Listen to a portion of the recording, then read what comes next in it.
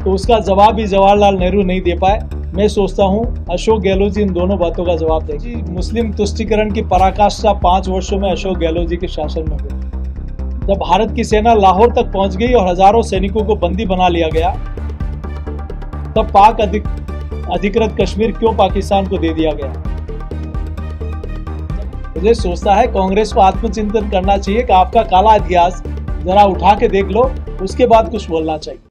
जब भारत की सेना लाहौर तक पहुंच गई और हजारों सैनिकों को बंदी बना लिया गया, तब पाक अधिकृत कश्मीर क्यों पाकिस्तान को दे दिया गया?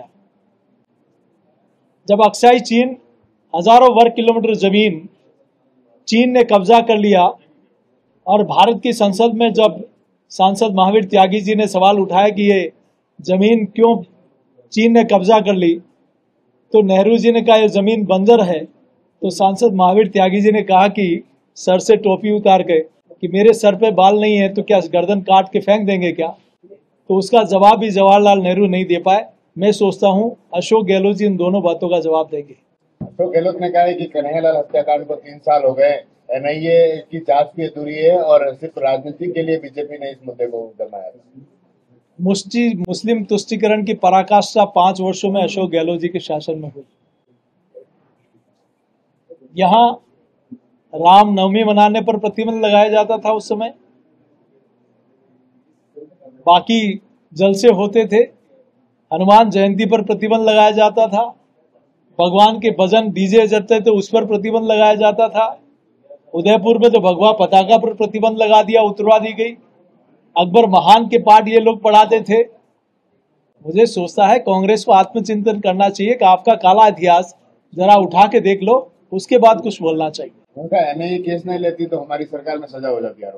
उनकी सजा, उनकी सरकार किस दिशा में 5 साल चली उनको अब अनुभव हो गया। वर्षों का एक ऐतिहासिक कार्यकाल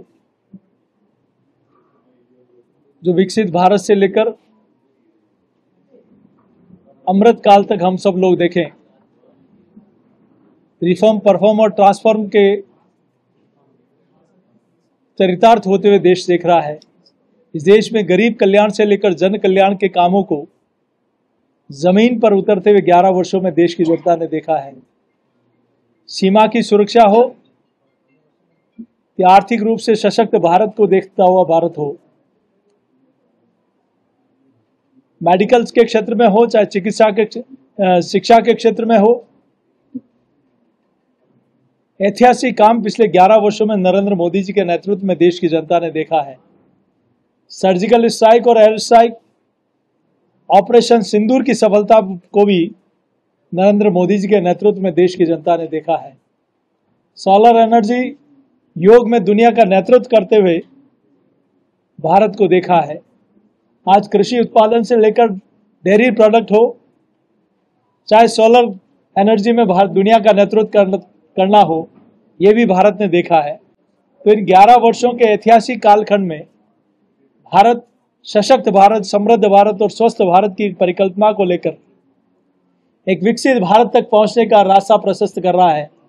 और एक 11 वर्ष नरेंद्र मोदी जी ने अकेले यात्रा नहीं, उनका हमेशा ध्येय वाक्य रहता है कि मैं 140 करोड़ लोगों के साथ और सहयोग से भारत को विकसित राष्ट्र बनाने की ओर अग्रसर हो रहे हैं। तो आज हम सब लोग इन 11 वर्षों में, चाहे हवाई मार्ग हो, चाहे रेलवे के क्षेत्र में हो, चाहे ग्रामीण क्षेत्र में हो, चाहे महिला सशक्तिकरण हो, चाहे कौशल क्षेत्र में हो, भारत ने रक्षा निर्यात हो, हर क्षेत्र में भारत ने एक ऐतिहासिक सफलता अर्ज की है। तो ये सब कुछ हुआ है नरेंद्र मोदी जी के एक कर्मशील नेतृत्व, एक ऐसा नेतृत्व जो 18 में से 24 घंटे इस राष्ट्र को अपना परिवार मानकर काम करता हो।